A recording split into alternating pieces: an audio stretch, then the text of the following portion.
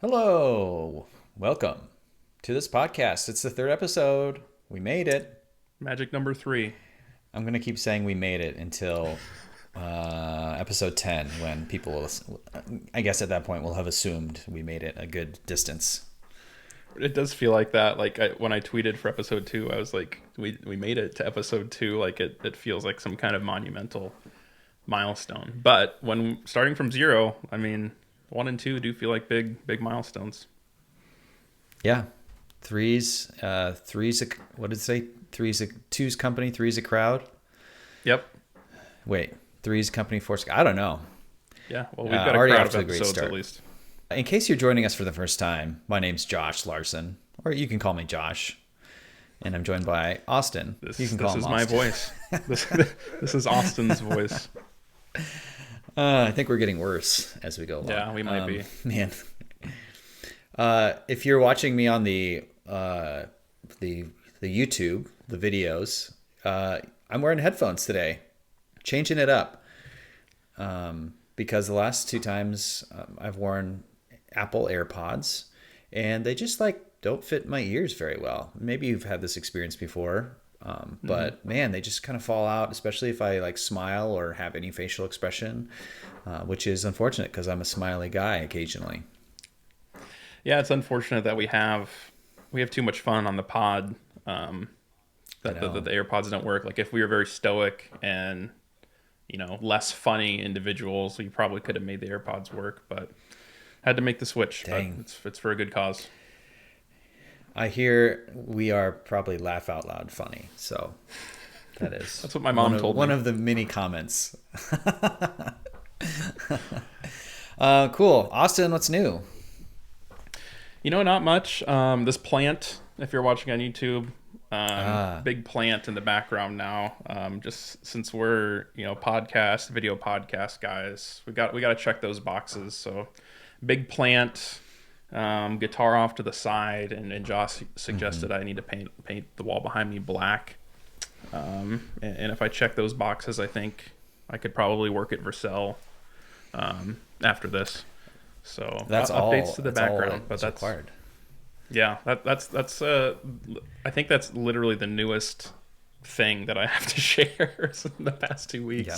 That's how exciting it's been for me in the office. Yeah, it's time just kind of just flies. It's pretty weird how that works because it feels like not that much time has passed, but also a lot has passed. I think it's gotten worse since becoming a parent too. Like having kids, 100%. just accelerates everything. Like we put our daughter in her first 2T sized clothing today for the non-parents. That's a size Nice. of child's clothing, 2T for a 2-year-old toddler. She's not quite 2, but she is a very large 1.5-year-old. And I remember getting a lot of those clothes shortly after we had her and just being like, shove this in the closet. It's going to be forever until she fits into any of this stuff. And Right. yet here we are. And I had the whole sentimental dad experience this morning, putting her in the toddler clothes and finally putting away the baby clothes. So yes, becoming a parent accelerates the timetable for sure.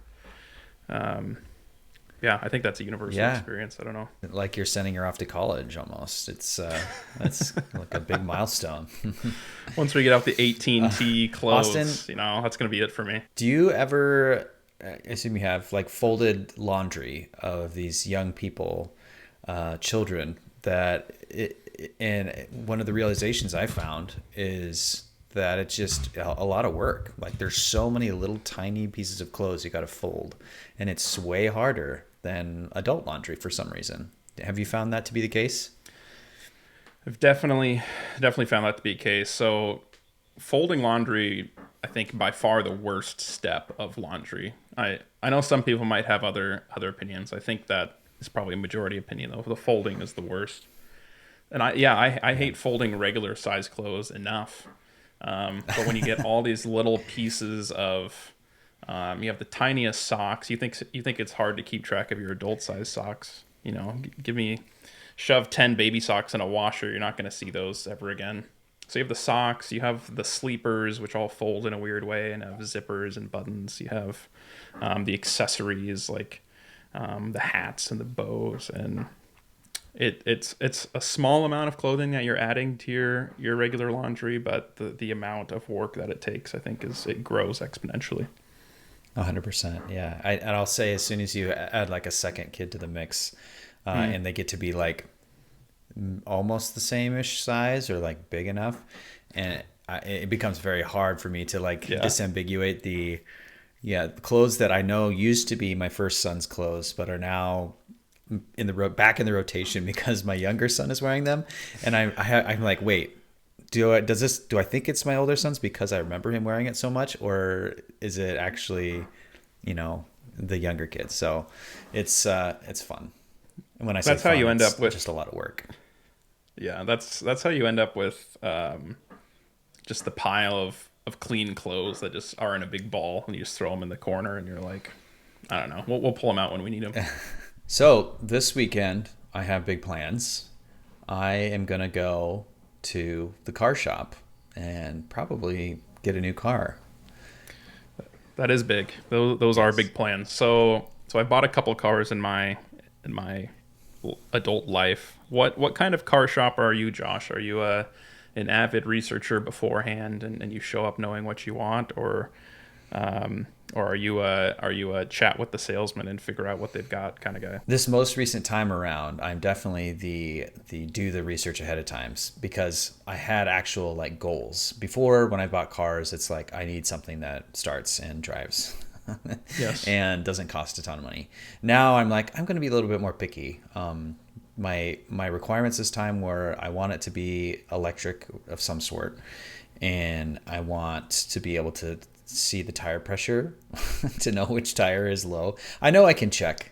I know, with a little tool. But you know what? I'm so sick of my tires getting like the check tire pressure light coming on in my current car and not knowing which one it is, that I'm just like, come on. Yep. Very basic requirements. Apple CarPlay too, which you'd be surprised, like was very popular, and now Chevy's taking it out of their cars. So really? You got to watch out for that. Yeah. So I was going to go like Tesla, and that it turns out if you're in Iowa, it's kind of a pain to buy a Tesla, because they have showrooms, but you can't buy it directly from Tesla in Iowa. You have to buy it from a dealer out of state because of some laws. Really? Yep. Like a direct to consumer sales thing. It's not allowed here. Exactly. So where's the nearest showroom to Des Moines? It's here in Urbandale. Yeah, it's cool. 10 minutes from my house. It's super close. And so we actually went and test drove a Tesla Model Y and really loved it. But I think someday I'll do that. We also test drove a Ford F-150 Lightning, an electric truck, which is really nice. It felt just like a truck, but it was electric. Really cool. Yeah. But I'm probably going to get a used Jeep.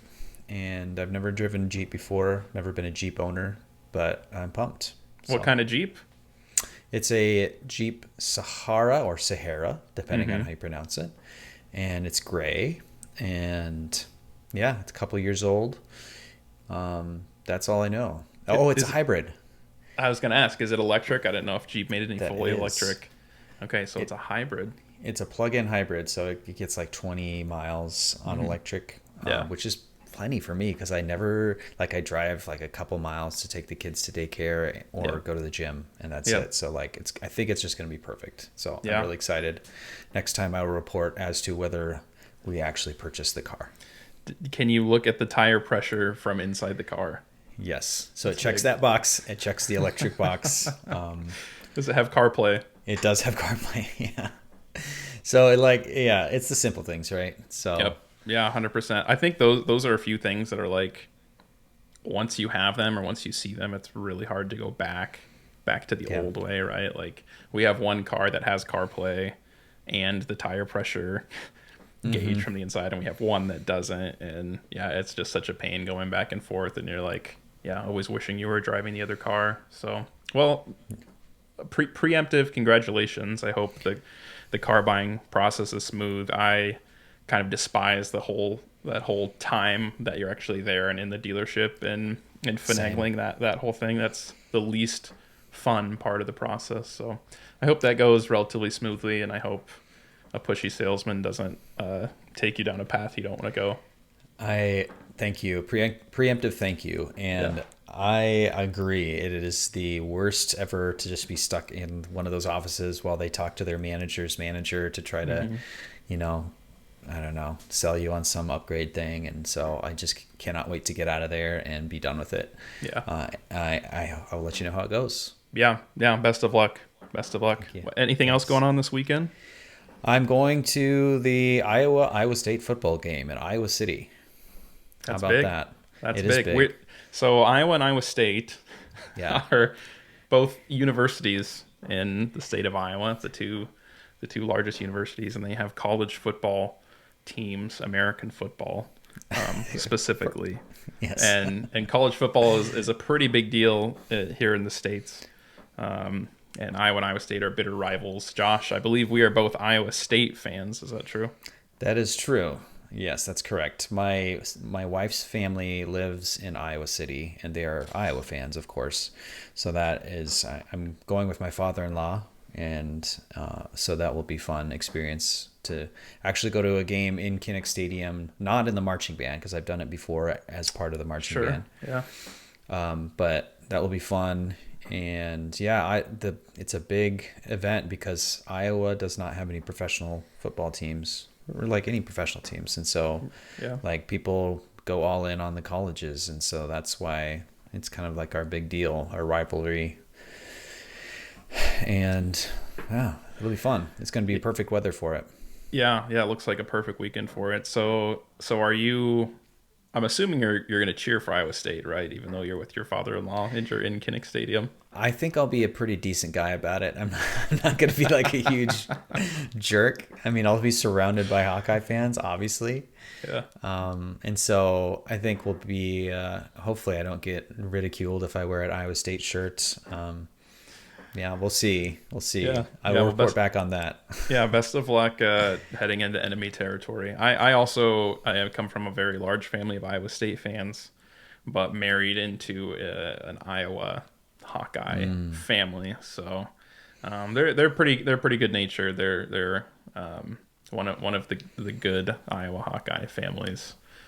So they don't give me too hard of a time about it. But this week is when tensions run high. So. Best of luck to you and your in-laws and your marriage this weekend. Thank you, sir. Appreciate it. Cool.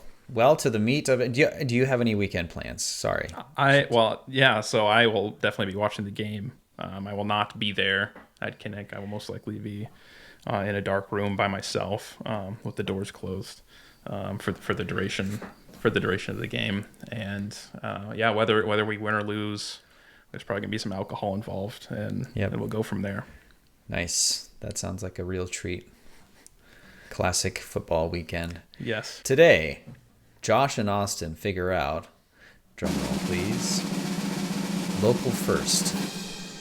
Yes, local first software. It's been kind of a hot buzzword lately. It's definitely been part of the conversation on Twitter and elsewhere in the tech community. And I think there's a lot of really cool ideas here. There's a lot of there's cool tech, but more importantly, there are big implications for the user experience of web applications using this kind of newfangled approach. So let's hash it out a little bit. I have done. I guess I'll just do a quick definition, then we can talk a little bit about our experiences with local first. So local first is kind of a tricky one with the definition, because they're like the really hardcore local first folks that have like a list of 7 principles that define local first software, which came from a paper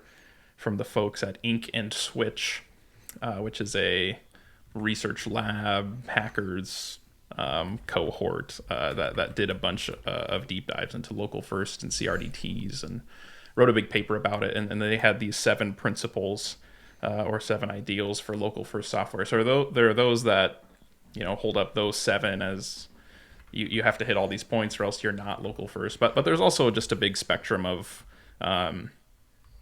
really web apps that store some kind of data locally that aren't completely reliant on a client server relationship, and take advantage of data storage to help improve the user experience. So there's kind of a spectrum there, but really the idea is you have data in your application that you store locally, first, and then go from there. Does that jive with what you're thinking about with local first, Josh? Yeah, and to take that even further, I think one of the areas of potential confusion is like, what is the difference between local first and maybe something like offline first? Mm-hmm. Are they the same thing or are they different? Mm-hmm. Yeah, there's definitely overlap there, and some of it gets into the paper from Switch. So there's a few different. There are many mansions in the realm of local first, and some people are really passionate about local first, like I said, because of the user experience, that when you have data at hand in a browser or a mobile device, there are no loading spinners, interactions are instant, and that kind of thing. There are folks that really care about that aspect. There's another whole aspect about data ownership, where they talk about this in the Ink and Switch paper, but over the past 10 years, there's been a really heavy reliance on software as a service and putting data in the cloud. And if you trust a business with all this data that they store on their servers and then they shut down in a few years, what are the customers supposed to do? So there's an attractive angle there where if you have all your data locally, you kind of protect yourself from that kind of thing happening. So there are a few different angles we can approach it from, but if folks are interested in the 7 ideals for local first, definitely head to inkandswitch.com and read their essay. They get into all the different details there. Yeah, that's the whole world of SaaS has been very focused around the idea of everything's in the cloud, and then you have really a web browser, which is a thin client, right? And so you're doing all the work, all the data, everything lives on a server, and you're constantly shuttling that back and forth to the browser. And I think that makes sense, and it still makes sense for a lot of use cases, but it definitely made sense a lot when you had web browsers with not a ton of functionality, early days of JavaScript. Yep. You had phones that could barely render a web page. So it made sense to do all the hard work in the server and then replicate it across the wire. But I think now, maybe, is it true that local first is saying, hey, let's use these devices for their worth? Like, we have some really powerful computers in our pockets. Let's have them do some work. And like the powerful JavaScript engines and like the storage options you have in the browser, let's take advantage of those because they're just kind of sitting idle. Is that true? Yeah, 100%. I think that's the aspect of local first that interests me the most, is kind of that user experience focus, where for a certain class of applications, like this model unlocks performance and user experiences that aren't even possible with the traditional client server model, where you have the whole conversation of the limitations of the speed of light, that even if your application is perfectly optimized, there's still going to be an amount of latency that people have to wait just to shuttle data around the internet. But when you kind of flip it on its head with this model, you can build some really fantastic stuff. So like an example, the classic example is Linear, Linear.app, which is a task management, project management software company that invested heavily in this architecture and built their own custom syncing engine. But it's one of, if not, the best web applications ever built, modern. I think I'm comfortable saying that, just from a sheer, speed and productivity standpoint. And that's really the aspect that excites me about local first. And like you said, it's with our modern devices, it's more than possible to offload some of the work and storage that we typically would reserve our servers onto end user devices. Now the question is that obviously complicates the model a lot, because you're kind of going from a simple client server to now you have distributed systems and distributed caches, and how do you handle all that? But all of that is kind of technology problems, but that can be solved and will be solved, I think, with more research and experimentation. But the user experience benefits are undeniable, and I think they're the reason why this model is probably going to take off with a certain class of apps here in the next few years. Yeah, that's exciting. It seems like it's very much the beginnings. You have a few like really big examples. Linear is kind of the one I hear all the time. Is Figma another one? Do they do some sort of local firsty type thing? That's a good question. I don't actually use Figma that much since I'm bad at design, but I wouldn't be surprised. Maybe it's been mentioned with like the sync engine. Yeah. Maybe they have like you're modifying your Figma document in place, then it like syncs the changes versus trying to do a post request every time you drag your mouse around or something. Yeah, for sure. The other one that people folks talk about a lot is Superhuman .dev, which is an email client that is also built kind of in this way, that has that heavy focus on instant feedback and extremely fast user experience. So I don't know what kind of questions or topics do you have just right off the top, Josh? I want to know, you said it is more difficult. What makes it difficult? And then I think you've been working on a little bit of something with local first stuff in mind. I'd love to hear more about your process and what you've learned along the way. Yeah. I said it makes it more difficult, and there's definitely a spectrum, like I said, of like, where are you on kind of the local first scale? Like if you're doing a linear, which is fully like you said before, supports offline usage, you can make mutations, you reconnect online, it automatically syncs, it resolves conflicts.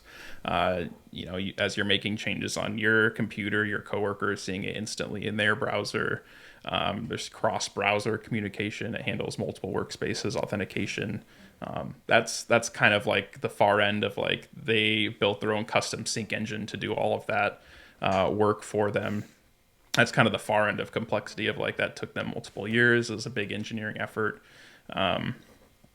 But as you if you're starting with like a classic client and server model and just want to start to kind of dip your toe into storing data on your end users' devices, what you're effectively introducing is another caching layer, right? And you know what they say about cache invalidation in computer science. It's one of the hardest problems in computer science is figuring out managing caches. So there's definitely complexity that comes there if you're just using it as a caching layer, because you have to figure out how and when to update that cache. But it really can be as simple as just introducing some storage in local storage or session storage, which are all browser APIs that a lot of people are familiar with. It's just a basic key value store that sticks around in your user's browser through refreshes and closing the browser and reopening it.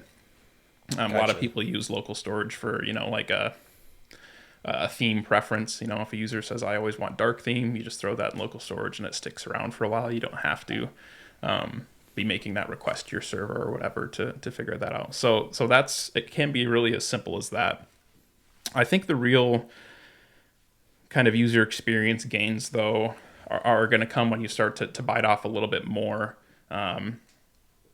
of your application and think about storing that locally. So you mentioned the app that I've been working on, which is kind of a front end for GitHub, like an alternative front end for GitHub, where you select the repositories that you care about the most, and it will store them in your browser so that there's no loading spinners, and you can navigate around and get your info without the constant loading bar at the top of GitHub. Those that use GitHub frequently know what I'm talking about. Where every time you're clicking a link, there's that loading bar at the top, and you're waiting. And sometimes it's pretty fast, sometimes it's not. But the problem they're solving is trying to surface every repo to every user on the planet, and I think they do a good job at that. But when you have a narrower use case, or you have a power user that says, I really care about these 5 repos, and I want them to be loaded and at my fingertips at all times, I think that's where an approach like this can really shine. One of the first questions that comes up is talking about storage quotas or storage size. Is it even feasible to store this kind of data on a user's computer? And the answer is probably yes. Yeah. The recent browser technology has really gotten to the point where storage quotas are probably not going to affect you if you're taking a narrow slice of your app, like for apps like Linear or GitHub, where you have a user that has user data, or a workspace organization that has organization data. A lot of times it's enough to just sync the entire organization's data to your user's browser, and that's probably going to work. To give like some hard numbers. And I do have a blog post that's been in my drafts for a long time, kind of breaking down all these options that hopefully I'll get out at some point. But depending on the browser, you can use various browser storage technologies up to 50% of your computer's hard drive. Wow. So we're talking gigabytes of storage for most modern browsers and modern laptops. Which is a lot. That is a lot of data that you could store. That doesn't mean you always want to store that much, but for an example, I store with my GitHub app, I store all of my repos with all of their issues and pull requests, and partially some of the repo contents, so some of the code. And I'm looking at like 60 megabytes, 70 megabytes, something like that. So not anywhere close to the storage quota. Right. Yeah. But you hear a number like 60 or 70 megabytes, and if you're talking like, the last 10 years of web performance, you're like, oh, that is a giant website. Yeah. How dare you ever said that much? I can only have 10 kilobytes of JavaScript and, no images, but then I'll go on my phone and download an app that's like a 900 megabyte app that does like whatever basic email checking. And so it's like it's a mindset shift, I think. Yeah, 100%. And I definitely, like anything, it depends. It totally depends on your app and your data model. You can't store, you're not going to store all of Twitter or whatever on your users' end devices. But if you think hard about the interactions that are important or the interactions that are performance sensitive, I think there are definitely some wins that you could have if you go down this road. And I think it's interesting you bring up mobile apps too, because mobile apps have operated in this way for a long time as well, right? Where the reason a native app feels really good is a lot of times they're storing the data right on your device and syncing it in the background. Like when you open Apple Notes and you write a note, you don't have to click save or see a loading spinner. It just saves it right there on your device and does the syncing in the background. Now the syncing is kind of where the complexity lies, but you pay that complexity once and then you get this user experience across your whole app. Well, did you build your own syncing engine for this GitHub app? I did not. So my GitHub app is really dumb right now. I've kind of started from kind of that simplest case, and I'm going to try and tackle complexity as I go. I think the GitHub example is an interesting one as well, because if you don't own the database that you're using, it's kind of hard to build a full syncing implementation from start to back. Like, so in my case, I'm totally relying on the GitHub API to get all my data. I don't have access to those databases or those backends, so a syncing engine is going to look a little different in my case. But like I said, a little creative thinking, and I think there's still a lot of user experience wins that you can get without having to go to the far end of the complexity spectrum. Yeah, that seems like one of the biggest challenges, or at least like the basic requirement for if I'm going to go start a local first app, it's got to have some sort of syncing engine in place. And so I would imagine that's going to be the next land grab for people looking to build projects and SaaS, not even SaaS apps, so like open source type of things. Is that in line with what you think? Like, yeah, definitely. I'm going out to conquer the local first market, that's probably what I want to be building. Definitely, and we've already seen a proliferation of those libraries in the past few years. So if you do go down this road of building a local first or app or just an app that stores data. There's lots of options that you can pick already. At kind of various parts of the stack. So like TinyBase is one that helps you with browser storage and persistence and sync. There's Electric SQL, which does Postgres in the browser. There's Replicache and the next generation of Replicache, Zero Sync from the Rachi Corp guys, that I think is going to be really good once it comes out. So there's already a host of libraries to help you here. Some of them are newer, some of them are more battle tested. But like I said before, like I think that's why the syncing part and the hard parts are hopefully going to be abstracted away as much as they can be by some of these folks that are working on it, and we'll just get to reap the benefits down the road. Yeah, that's interesting. That sounds exciting too. Like a couple places my mind goes is am I going to be able to use this stuff with my Laravel application? Like how much of it depends on having a single page app? Because I mean, if you're having to make round trips to the server, it doesn't really make sense. Obviously, you're still talking to the server for everything. Is a single page app a baseline requirement to do like local first? Yeah, so it's a good question. That's one I haven't thought about a ton. I wouldn't say that it's a requirement. It is going to take some amount of JavaScript, though, right? Like if you're storing data in the browser, that requires some JavaScript. And there's probably going to have to be some code around like data loading and routing. Like if I hit a page, there's going to have to be some code that says, hey, do I have any of this stuff locally? If I do, then maybe I still get the loading spinner like in the browser, but maybe it loads in 3 milliseconds instead of 300. So there's probably something to do there. I will say like the vast majority of production like local first apps I've seen are what I would describe as single page apps. Yeah, that makes sense. Yeah, you could probably sprinkle some things in, and yeah, that's what it's going to come down to in the majority of cases, because you can't have, for example, if you're building a local first Shopify, like you could have most of your merchants probably would fit in that range where it's not terrible to load a slice of your products all in the browser. But you do have those stores with the millions of products, and then it's a different story. You're dealing with you can't just load it all in. So 100%. And I would say like the general case where local first is kind of an obvious win to me is like the class of productivity style apps, right? Like like pieces of GitHub, like a Linear, which is task tracking, or an email client, where that first page load performance is less critical than following interactions. Whereas e-commerce, the vast majority of people care most about that first page hit. And going from there. But, like a Linear is something that you open in your browser once and just leave it there, for days, weeks, months, and it just sits there, and it's all the subsequent interactions that you want to prioritize rather than the first page load. But that's not the case for all apps. Yeah, that's true.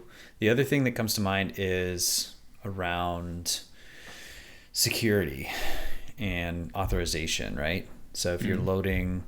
And this is probably tied closely with the sync engine, but if you're loading up, for example, loading up your user data and you sync it to your browser and to whatever SQL engine is in your browser, I now have control of that data. So I could go in and be like, Josh is superadmin equals true, and like update it and commit it to that local row. And then the next, a naive sync engine would then see, oh, there's a change, I better send that back to the server, and boom, I have privilege escalation. I can control the whole darn thing. Do you know what they're thinking about that in the space of local first stuff? Yeah, definitely another really tough problem in the syncing space is authorization and authentication, just because of the scenario you described.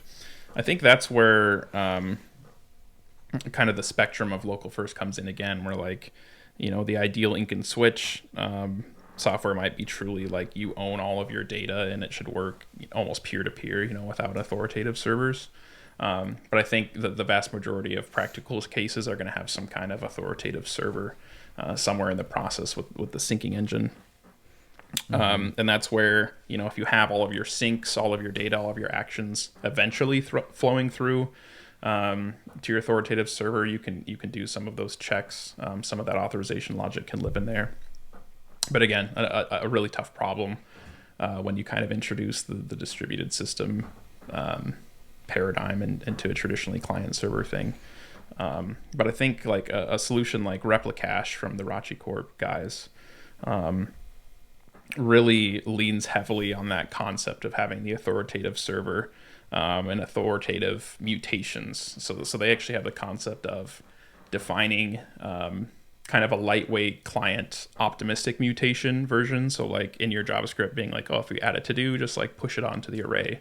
And that's your lightweight mutation. But then having a server version of the same mutation where once that eventually syncs to your server, you can say, okay, I'm running the add to do mutation, but now I'm on the server. So then you say, okay, give me the user ID, check the sessions table. Are they valid? Do they belong to this team?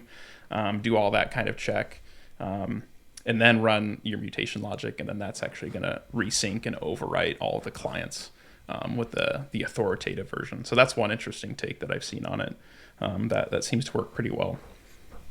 Yeah. That's interesting. I remember seeing something a while back about like Postgres. So one of these is built like around Postgres. Maybe it's Electric SQL. Yep, Electric SQL. Mm-hmm. And they had like row level security of some sort of access control privileges defined on the row basis, and like maybe using a Postgres plugin or something to make that happen. But that was real interesting as well. Yeah, I'll have to look into that. Yeah, but you definitely touched on a tough problem. A lot of folks are thinking about that right now in the local first ecosystem. I would again classify this as something that's like people smarter than me are going to figure it out, right? Like I get to reap the rewards. That doesn't mean I don't have to think about it, but I'm excited to see kind of all the solutions and the development and the experimentation that's been going on in the space in the last couple of years. Kind of hitting and sanding down the rough edges for me, so I can swoop in after the fact and reap the rewards. Yeah, that's the nice thing about the web and open source. Like, let all the smart people in the world figure things out, and then sprinkle it into your thing when it's ready. Yeah, 100%. Yeah, awesome. So I would just wanted to mention, like, at a conceptual level, like, local first makes a lot of sense to me for certain apps, because when you think about your traditional like request response cycle, like client server thing, so much complexity in web application development falls out of that, right? In the asynchronous process of making requests and dealing with loading and errors and spinners and what if I don't have the data here, and what if I need this other data here, and setting up API endpoints and all of that. Like so much of web development, right, is just create, read, update, delete, and making a pretty version of your database table with some logic. And one interesting thing that the linear folks have talked about in particular is not only the incredible user experience that falls out of this model, but also the developer experience that they get now that they have their syncing engine set up. So they've given a couple talks about how exactly the sync engine works. And one thing they mention is once it's all in place and the syncing is happening, a developer writing a new feature never has to write fetch some API .then .catch. They work with the data that's in the browser, they modify it, they add to it, they delete it in the browser, and then the sync engine does everything else. It handles all of the complexity for them down the line. And that sounds really attractive to me as someone that's kind of bored of writing the glue code and bored of doing the fetches and dealing with the errors and the loading this and the pending UI that optimistic stuff. There's a lot of complexity that melts away, right, when you have that really stable and albeit complex piece of machinery, then the sync engine kind of working for you behind the scenes. But once you do have it and you write user.name equals Austin instead of await fetch / user / name post JSON dot catch set error equals fail, all of that stuff just kind of falls out. So I think that's a super interesting kind of knock-on effect of the local first, like fully synced approach.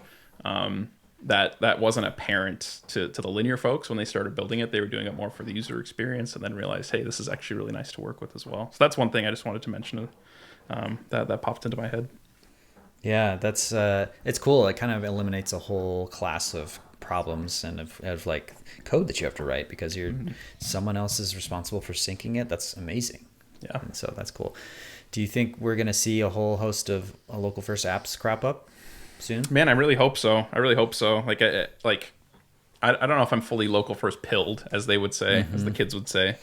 But I do think about it a lot now when I'm using the web, like specifically GitHub, which is why I kind of started building this other project. But just like, every click and every interaction, you see a loading spinner or a skeleton screen, and you check the network tab, and it's like, oh, I had to wait the 600 milliseconds for 3 kilobytes of JSON to come back over the network, and like all those little paper cuts can build up to a really frustrating experience using a product.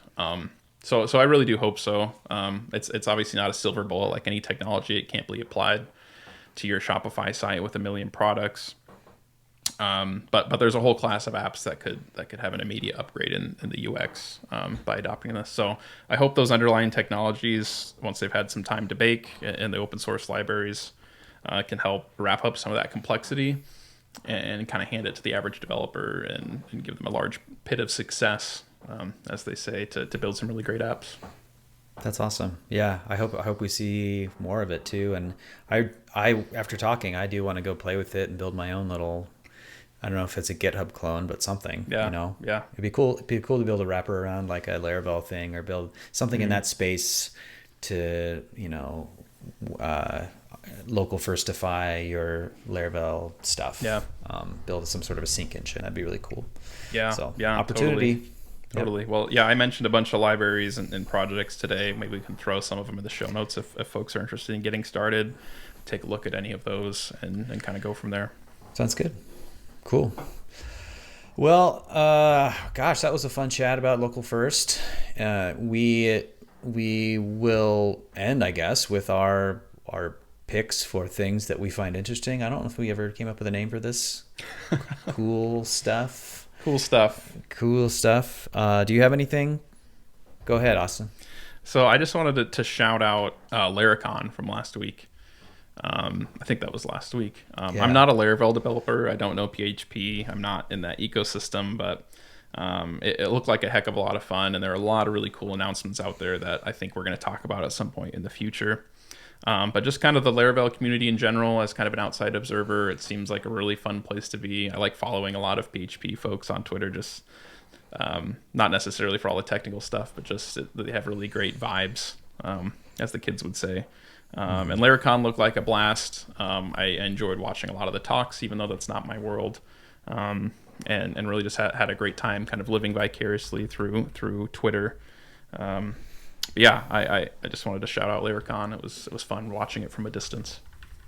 Yeah, that was going to be my thing too. But maybe more specifically, like a couple announcements from Laracon, which we can go into depth maybe someday when they're out. But Laravel Cloud, first of all, it's just the thing that I wish has existed for years. Just full serverless PHP hosting that is geared toward Laravel apps, and it sleeps for hobby projects when it's not being used. It's like checks all the boxes, and I'm so excited for that. And then like Livewire Flux, which is Caleb Porzio's most recent. It's a paid package, but it's like a component toolkit. It's just going to be great. Make people so productive, make me so productive when building Livewire apps, because it kind of does the hard parts of building all these interactive UIs. And it's composable, and I'm so pumped to check it out as soon as it's released. So, yeah. Josh, do you mind if we do an impromptu hot takes segment at the end? Yes, let's do it. Let's do it. Yeah, so I wanted to talk about Flux and Caleb Porzio. Like, I followed him for a long time, even though I don't write Livewire or Laravel. And I saw the Flux keynote and kind of the ensuing chaos almost of like the confusion around the pricing and the pre-ordering. And I listened to Caleb's excellent podcast, Notes on Work, as he kind of went through his thinking of in real time of thinking of alternative pricing methods and questioning whether he did something wrong and disappointing the community, all that. I think my hot take for this segment is like, Caleb did nothing wrong. Yeah. And he should charge as much as he wants for his products. And like the small minority of vocal critics that are complaining about having to pay for the past 8 months of Caleb's work are I think they're wrong. I think it's fair to say that. And Caleb can do whatever he wants with his product. It's fine if he wants to rework the pricing or whatever. But just watching that from a distance, it was frustrating to see still like the small amount of backlash, even if it was small, of like, Caleb charging for his extremely valuable work. I don't think that should be a controversial thing anymore. It seems like it still kicks up some dust every once in a while. So I wanted to say that Caleb should be paid for his excellent work. That's not actually a hot take, but I wanted to say it. What's your response? My hot take is I 100% agree with you as hot takes go, right? You're always supposed to agree. No, yeah. I saw that too. And I saw his podcast and I was like, oh man, I'm bummed that he's taking it so hard on himself. I know that it's got to be tough to have so many people in your audience who, are probably vocally disappointed, but gosh, that thing is such a good deal. It is a steal at whatever $199 it was, even if it's per project. Man, if you're building like 10 projects and you use Livewire Flux 10 times, you just saved like 100 hours at least. It is absolutely worth that. So I wish him the best, and I hope he's not, toiling too much over it. It delayed the launch of Flux, which makes me more angry than anything because I was hoping to get my hands on it. But yeah, gosh, the internet, man, can really, really get into your head. We do live in a society. We live in a society, yes. Well, all anyways, right. Caleb, thanks for your hard work. We appreciate it. Keep your head up. We're really excited for Flux. Go, Caleb. You're awesome. Yep.